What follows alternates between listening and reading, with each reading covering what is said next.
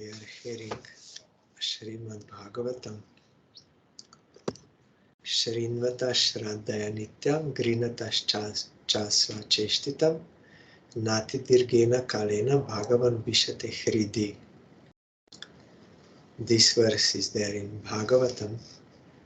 Our Gurudev used to repeat this verse. Vyasadeva is saying you have to hear Bhagavatam every day with firm faith.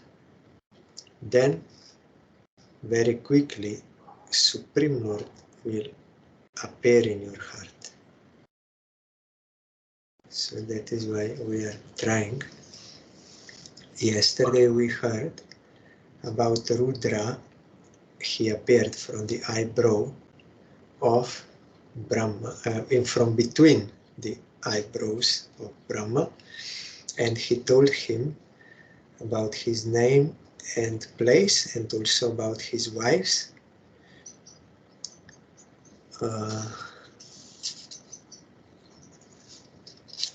Yesterday we heard the most powerful Rudra, whose bodily color was blue mixed with red, created many offspring exactly resembling him in features, strength, and furious nature.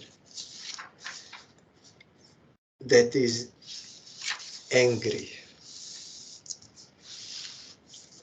So then Rudra Srishtanam Samanta Digrasatam Jagat Nishamya Sankyasho Yutan Prajapatir Ashankata. The sons and grandsons generated by Rudra were unlimited in number, and when they assembled together, they attempted to devour the entire universe. When Brahma, the father of the living entity, saw this, he became afraid of the situation. Here in commentary, the generations of Rudra, the incarnation of anger, Rudra Shiva, were so dangerous to the maintenance of universal affairs that even Brahma, the father of the living entities, became afraid of them. The so-called devotees or followers of Rudra are also a menace. They are sometimes dangerous even to Rudra himself. Descendants of Rudra sometimes make plans to kill Rudra by the grace of Rudra. That is the nature of his devotees. Like, for example, that in 10th Canto, one was worshipping Shiva, and Shiva came, and yes, what you want I will give you. Then he said, you please bless me that whomever I will touch with my hand, that person will be reduced to ashes. On head, if I touch my hand on his head, he will be reduced to ashes. Then Shiva said, okay, so be it, gave blessing. Then immediately that person said, but whether this is really working or not, you give me your head, I will touch you, I will try on you. So Shiva then played the pastime. No one can do anything to Shiva, but he played the pastime of running away. Then Krishna took the form of one Brahmin, and Shiva ran, passing him, and that person came to that Brahmin, who was actually Krishna, and this Brahmin asked him, why you are so running? I want to catch Shiva. Why? Because he gave me some boon and I wanted to try on him, but he's running away, so I'm running after him. Then Krishna, in the form of Brahmin, said, why? There is no need to give so much importance to Shiva. Like, you know, he's all with the goblins and in crematorium, and he puts schools like this. You don't give more importance to him, so you don't mind. And about the boon that he gave you, whether it is really working or not, you can try on yourself. You can put your hand on your head. You also have head, so you can try. then that person, he really did so, and he was burned to ashes. So sometimes devotees, or those who are worshipping Shiva, they also go against Shiva. Or like Ravan, we heard. Ravan was staying in Sri Lanka and always fighting with demigods. Ravan is demon, so always fighting. So Ravan thought, if I could get Shiva, who is the chief of the demigods here on this land in Sri Lanka, then they will not venture to attack. Then I will have peace. They will know Shiva is there, so they will not venture. So with this purpose, he went to Kailash and was worshipping Shiva. And Shiva is easily pleased, so he told him, what you want? Then Ravan said, I don't want that, I only want your service. Like pure devotee, he was speaking. I only want your service. I want you should come with me to Sri Lanka, my place. There I will serve you. Nothing else, only I want your service. But the point is, he had his own purpose. So Shiva told, okay, then you take my Shiva Linga, it is not different from me, you take with you, but you don't put me on the ground. Otherwise I will stay there. Then Ravan said, yes, I will directly take you. I will not put you on the ground. So he went, and in between demigods came to know that he is bringing Shiva Linga to Sri Lanka. So Indra ordered Varuna to enter into Ravan. So suddenly he felt the need. Varuna is god of water. So he felt the need for urination. And he's holding Shiva, then how he will. So he gave it to, or him, that Shiva Linga, him to one Brahmin you hold. I will come back quickly. So that Brahmin was holding. But the point was, because Varuna was inside Ravan, that urination did not stop. So that Brahmin, he was holding, but after some time he got difficulty. No, I cannot hold him anymore.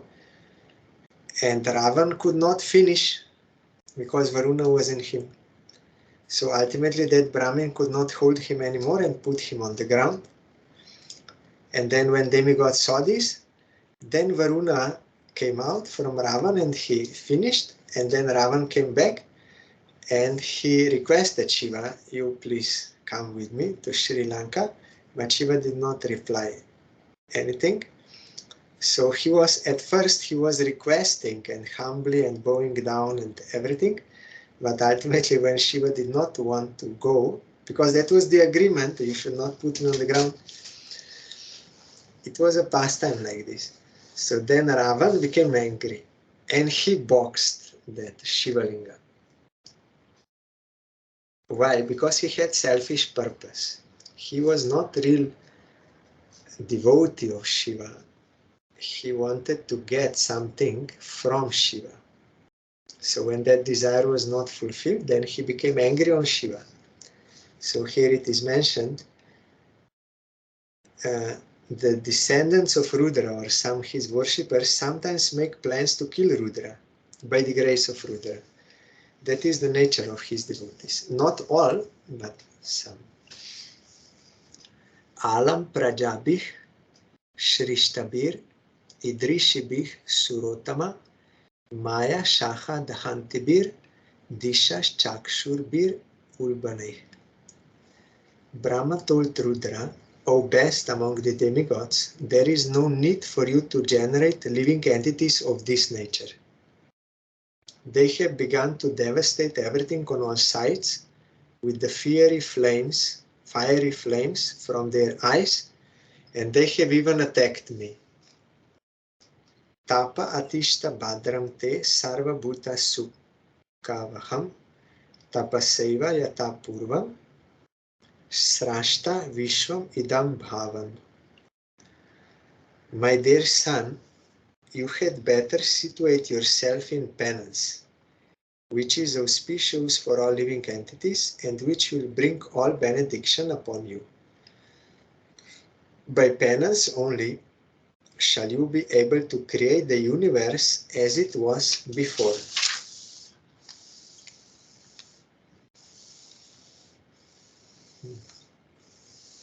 Here Sai Maharaj is commenting, the creation, maintenance and dissolution of the cosmic manifestation, the three deities, Brahma, Vishnu and Maheshwara or Shiva, are respectively in charge.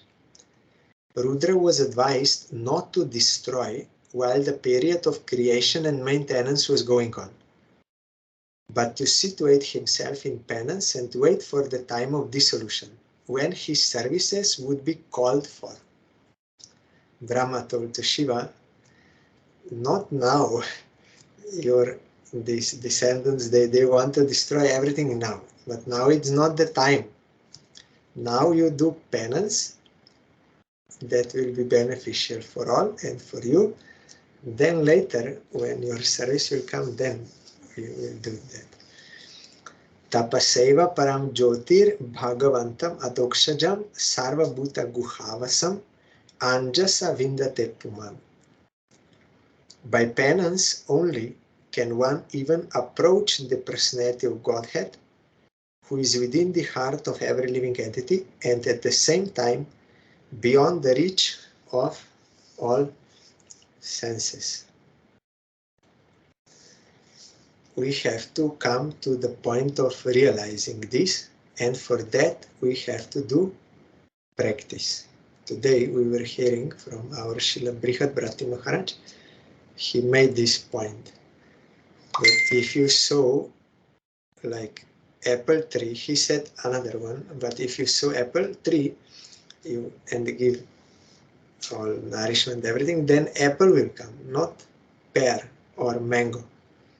So what kind of action you are doing, if it is right action according to Shastra, then you will get right result, spiritual result, and you can see how Supreme Lord is present everywhere, how he's seeing everything and Gurudev seeing. But we cannot imagine this with material senses. We have to realize, and for getting realization, we have to practice properly. So here, Brahma is also telling to Shiva that only by penance you have to do sadhana, penance. Then you can approach personality of Godhead and realize how he's in the heart of every living entity and at the same time beyond the reach of all senses. You cannot realize with these material senses gross and subtle, beyond. Only by his grace with transcendental eyes you can get that realization and how everything is connected to him. And when you see, today Brihad Bharati Maharaj reminded me, when you see everyone as connected to Supreme Lord, then only you will not have enmity towards anyone. Seeing common that link, then you can be forgiving. But unless you are in that spiritual vision of seeing this link, how all are connected with Supreme Lord, then you have no right, means no qualification. Right here in this context means adhikar. You have no qualification to forgive. You will not be able to forgive. You may outwardly act as if you forgave and like this, but inside that will be burning inside you. But only those who have spiritual vision, seeing in relation to Krishna everything, they have right or qualification to forgive. They will have no enmity. And they will understand. But unless you have that vision, it will not be possible. Maitreya Uvach. Evam Atma Bhuvadishtah Parikramya Girampatim Baddam Iti Amantriya Vivesha Tapasevanam. Sri Maitreya said, thus Rudra, having been ordered by Brahma, circumambulated his father, the master of the Vedas. Addressing him with words of assent, he entered the forest to perform austere penances. Our Gurudev told everyone has to do penance. Sadhan bina sadhya vasta keho nahi. Sadhya vastu keho nahi pai. Chaitanya Mahaprabhu told in Chaitanya Charitamrita, without sadhana, no one can get the ultimate goal of life.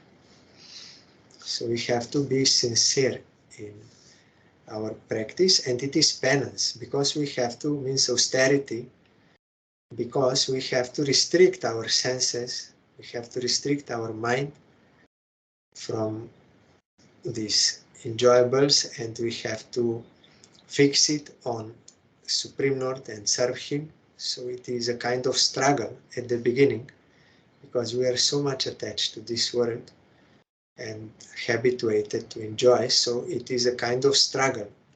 It is like a treatment, medical treatment. It is not pleasant, but you have to do it, otherwise you cannot be cured. So we have to practice sincerely and gradually get a result.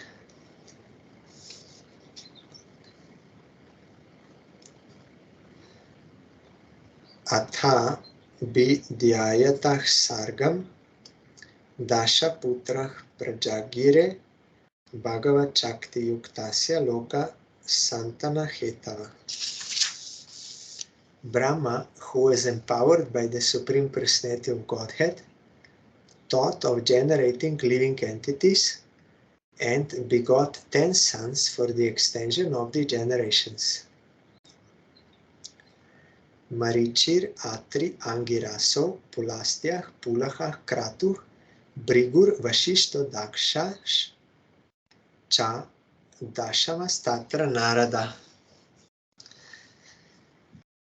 Marichi, Atri, Angira, Pulastya, Pulaha, Kratu, Brigu, Vashishta, Daksha, and the 10th son Narada were thus born. You will find their biographies in our Gurudev's Puranic Charitavali. Except for Narada and Daksha, they are not there, but others are there. Utsangan Narado Jagye Dakshongur Shtat Swayambhuva Pranat Vashishtach Sanjato Brigus Tvachi Karat Kratu. Narada was born from the deliberation of Brahma, which is the best part of his body. Vashishta was born from his breathing, Daksha from a thumb, Brigu from his touch, and Kratu from his hand. Pulaho nabito jagye Pulastya karnayo rishi Angira mukatokshno trir Marichir manaso bhavat. Pulastya was generated from the ears, Angira from the mouth, Atri from the eyes, Marichi from the mind, and Pulaha from the navel of Brahma. Dharmah stanat dakshinato yatra Narayana swayam adharmah prishtato yasman mrityur loka bhayankara. Religion was manifested from the breast of Brahma, wherein is seated the Supreme Personality of Godhead Narayan, and irreligion appeared from his back, where horrible death takes place for the living entity. Here Sai Maharaj is commenting. That religion was manifested from the place where the Personality of Godhead is personally situated is very significant, because religion means devotional service to the Personality of Godhead, as confirmed in Bhagavad Gita as well as the Bhagavatam. In Bhagavad Gita, the last instruction is to give up all other engagements in the name of religion and take shelter of the Personality of Godhead. SRIMAD Bhagavatam also confirms that the highest perfection of religion is that which leads to the devotional service of the Lord, unmotivated and unhampered by material impediments. Religion in its perfect form is the devotional service of the Lord, and irreligion is just the opposite. The heart is the most important part of the body, whereas the back is the most neglected part. When one is attacked by an enemy, one is apt to endure attacks from the back and protect himself carefully from all attacks on the chest. All types of irreligion spring from the back of Brahma, whereas real religion, the devotional service of the Lord, is generated from the chest, the seat of Narayan. Anything which does not lead to the devotional service of the Lord is irreligion, and anything which leads to the devotional service of the Lord is called religion. Or dharma, our Gurudev clarified that we should not misunderstand when, like Srila Sai Maharaj or others, they use the word religion for dharma. We should not misunderstand what they meant. It is meant dharma, not some worldly type of religion where sometimes some violence also may be prescribed either by followers or by those who misuse or something. But there is no prescription of violence in dharma. Even those in other ages when they were doing sacrifices of animals, so there the animal was sacrificed, means killed, but it is stated in Vedanta Sutra that violence is allowed because that will be beneficial for all. So it is not actually violence because it is in sacrifice, so all will be benefited. So other than that, there is no violence prescribed in Vedic scriptures.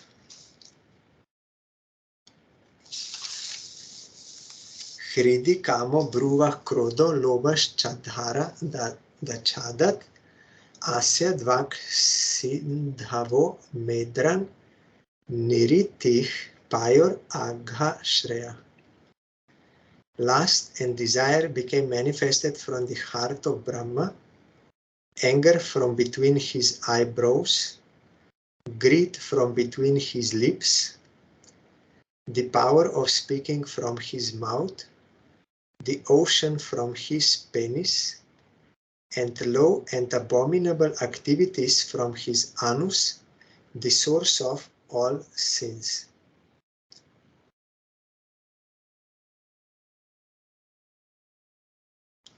Yes. We have to do penance.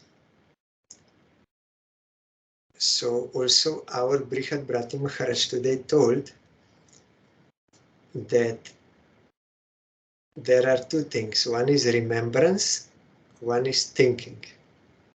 Remembrance is stage when you spontaneously remember Krishna. But if we are not on that level, that we will get spontaneous remembrance, then we have to practice it. Means we have to focus our mind on Krishna, that is thinking. Willingly we have to practice. Then by that practice, we can get remembrance, and this is the purpose, like our Gurudev used to repeat all the time. What you are to do and what you are not to do is mentioned in Shastra, and but the main purpose is smartabhyo satatam Vishnu bismartabhyo na jatu chit. You should always remember Krishna and never forget him. This is the purpose of all practices, and all practices which may not be mentioned in Shastra, but will help you to remember Krishna, that is allowed also. And all those actions which will make you forget Krishna, they are not mentioned in Shastra, that is prohibited. So the purpose you have to see. So by the purpose of all our penance and practice, the sadhana is to get this remembrance of Krishna always, then there is no more problem, as our Brihad Bharati Maharaj told. When you are in connection with Supreme Lord, then there is no more problem. You will be protected and maintained like child, without anxiety, no, like child when he's in the shelter of parents. So that we have to come to that point by proper practice. Chayayah kardamo jagye devahutyah patih prabhu manaso dehatashchedam jagye vishwa krito jagat. Here also this commentary is very important. Sai Maharaj is telling in previous verse, I did not yet read, now I'm reading. A conditioned soul is under the influence of mental speculation. However great one may be in the estimation of mundane education and learning, he cannot be free from the influence of psychic activities. And Supreme Lord is beyond that.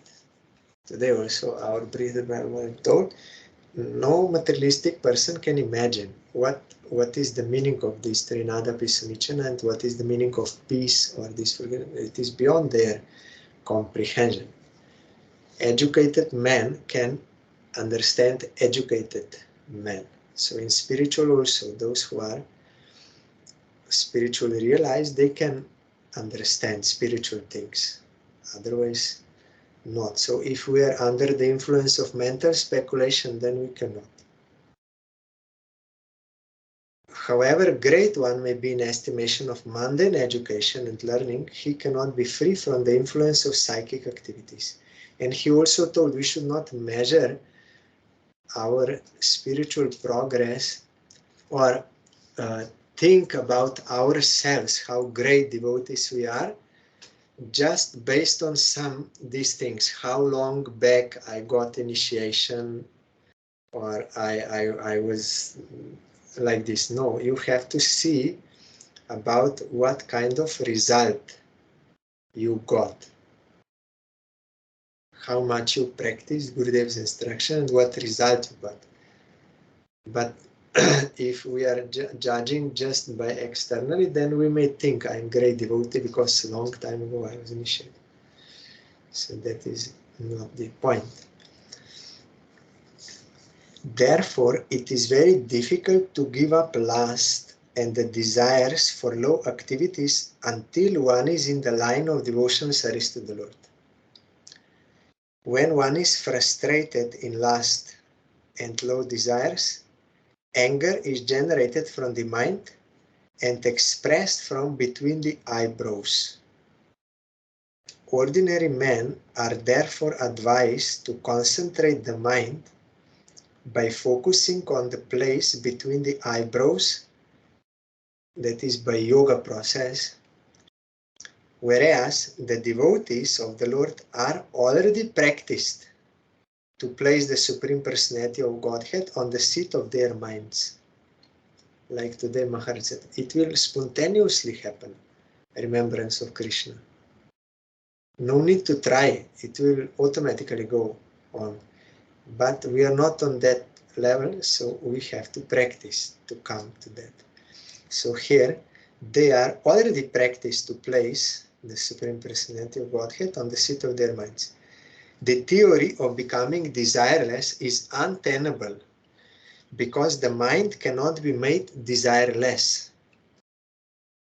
When it is recommended that one be desireless, it is understood that one should not desire things which are destructive to spiritual values. A devotee of the Lord always has the Lord in his mind, and thus he does not need to be desireless because all his desires are in a relationship with the service of the Lord. He has this desire to satisfy Krishna.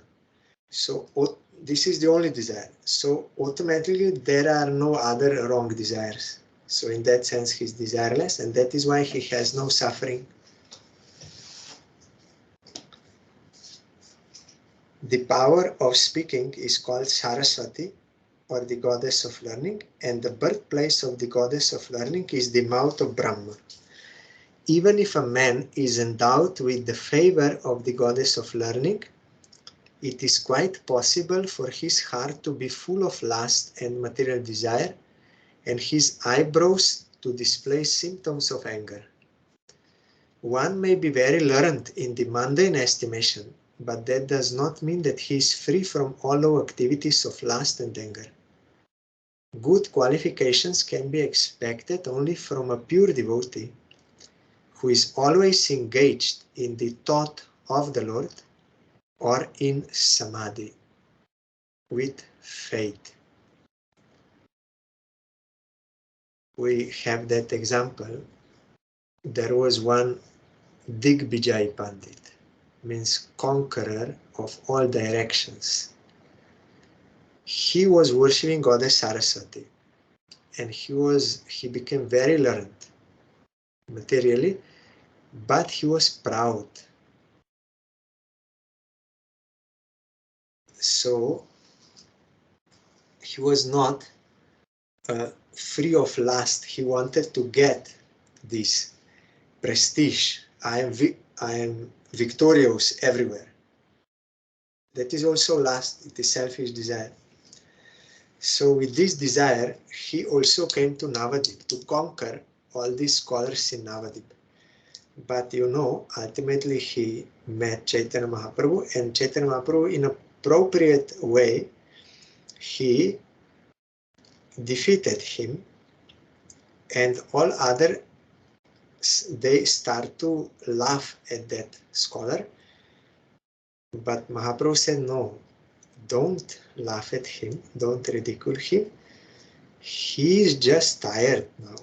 That is why this. So let him take rest and we'll see. So Mahaprabhu did not want to hurt anyone or disrespect anyone. So we'll see tomorrow. He's tired now. Then, when that Brahmin came, then he was worshipping goddess Saraswati. He was crying, "Oh Mother, by your grace I could conquer everywhere. No one could reach up to my knee. There is no one like me in scholarship. Then how it is possible that here one small boy, he could defeat me? It is very embarrassing." He was crying and praying to goddess Saraswati. Then Saraswati appeared to him and said that you don't know, he's not ordinary boy. He's Supreme Lord himself. He is my master. So it is not astonishing that you will lose in front of him. He is my master. So I am telling you, you have to go to him and you should submit to him. He's Supreme Lord. Then you will get real knowledge, real benefit. You go. So then, on the order of Saraswati, this Brahmin came to Mahaprabhu and submitted to him, and Mahaprabhu blessed him. Why? Because now his heart already changed. He blessed him with devotion to Supreme Lord, and he told him, you preach about devotion for Krishna's satisfaction, not this some worldly prestige like this. That is not real benefit. He sent him out to preach Krishna Bhakti. So one may be very learned in the mundane estimation, but that does not mean that he is free from all low activities of lust and anger. Good qualifications, that is, freedom from lust and anger, can be expected only from a pure devotee who is always engaged in the thought of the Lord or in samadhi That is samadhi, always thinking of Supreme, no? With faith.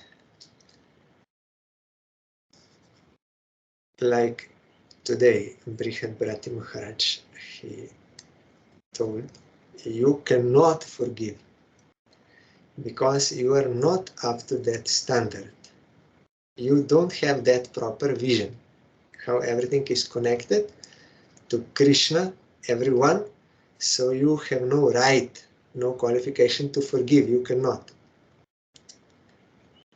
Because these qualifications can be expected only from, here it is mentioned pure devotee, but it means one who got that realization. Then those qualities will be there, otherwise not possible. We can act outwardly, but that will not be beneficial.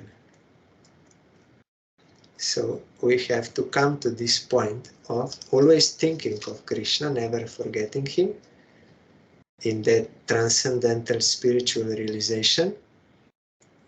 Then all good, then you are free from lust and anger. Like Haridas Thakur, Ambarish Maharaj, Prahlad Maharaj, all. Dhruva also became free after getting darshan. No one else, as I told yesterday, yogis, jnanis, they also become angry and restless. Chayah kardamo jagye devahutyah patih prabhu manaso dehatashchedam jagye vishwa krito jagat.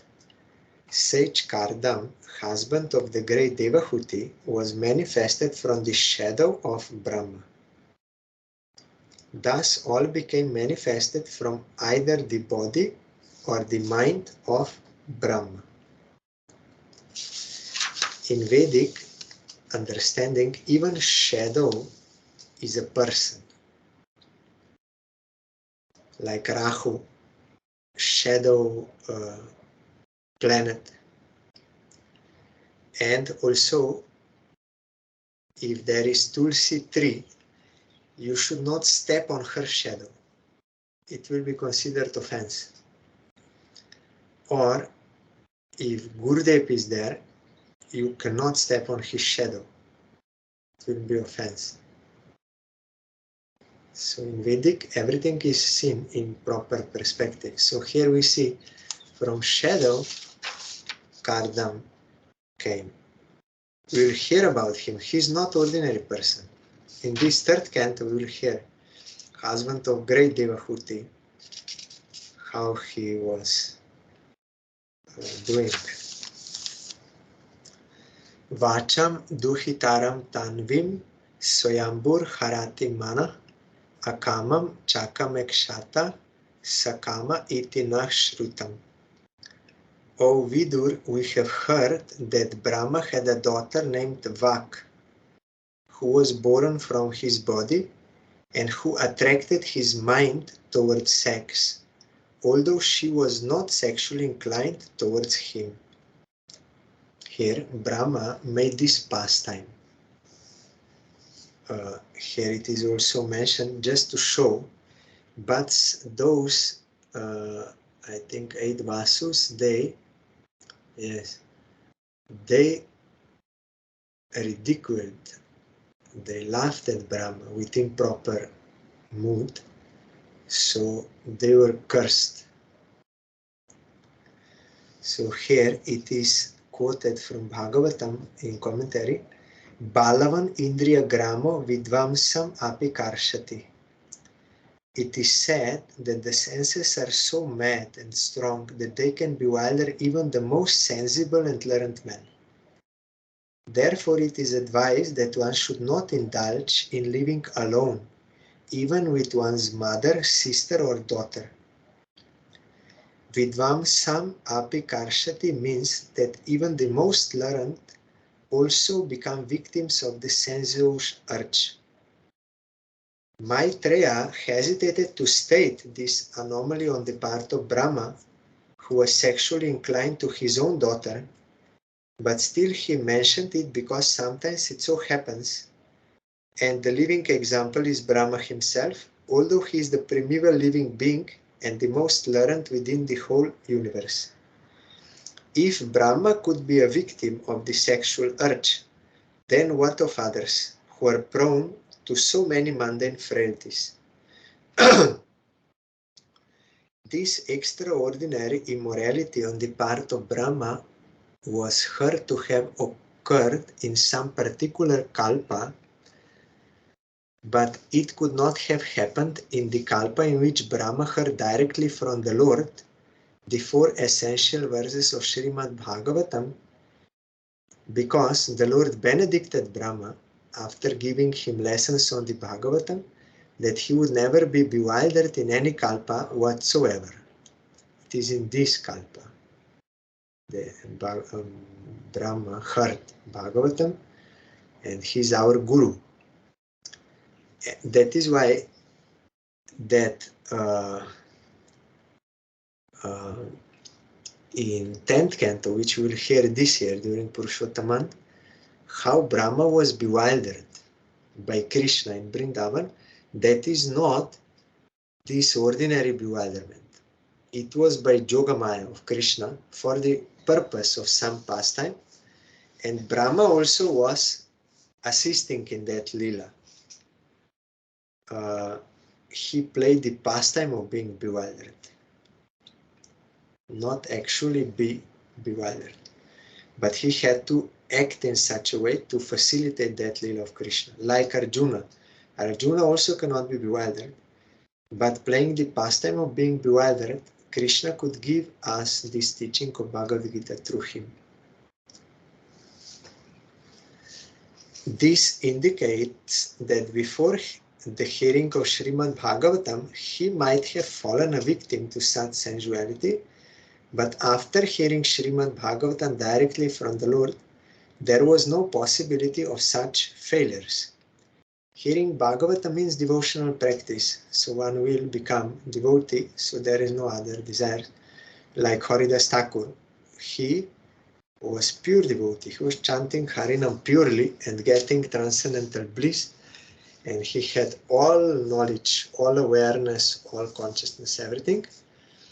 So he could not be swayed by that prostitute who tried to allure him. One should, however, take serious note of this incident of Brahma. The human being is a social animal, and his unrestricted mixing with the fair sex leads to downfall. Such social freedom of men and women, especially among the younger section, is certainly a great stumbling block on the path of spiritual progress. It's unrestricted mixing. Material bondage is due only to sexual bondage, and therefore unrestricted association of men and women is surely a great impediment. Maitreya cited this example on the part of Brahma just to bring to our notice this great danger. Tam adharme kritamatim vilokya pitaram sutah marichi mukhya munayo vishrambhat pratya bodha yan. Thus, finding their father so deluded in an act of immorality, the sages headed by Marichi, all sons of Brahma, spoke as follows with great respect. Noitat purvei kritam tvartiye na karishyanti chapare yastvam duhitaram gacher anigrihyangajam prabhu. O Father, this performance in which you are endeavoring to complicate yourself was never attempted by any other Brahma, nor by anyone else, nor by you in previous kalpas, nor will anyone dare to attempt it in the future. You are the supreme being in the universe, so how is it that you want to have sex with your daughter and cannot control your desires? This is proper way to speak to a superior person in this way. Not directly try to chastise or teach, but to approach in this way, how this is possible? Or sometimes also I heard, like, if some devotee made some mistake and he's of senior status or spirit, then you can approach in this way that you had so much association with Gurudev and also with other devotees. You are a long time you are practicing devotion. How is it possible that you could do such thing? I cannot understand you, please. So in this way, from below, we have to speak. Then his ego will not be hurt, and he will admit, and he will be ready to rectify. But if we directly attack, then that will have counter production and will become angry and all disturbance, and you will not achieve anything. Teji yasam api hyetan na sushlokyam jagadguru yat vritam anutishtan vai lokah kshemaya kalpate. But even for this, again, Brihad Bharati Maharaj would tell me, you have no adhikar for this, and I know I have no adhikar for this. To have such behavior, you need to be free from false ego. Then you can act in respectful manner to all, according to their status. But if false ego is there, then you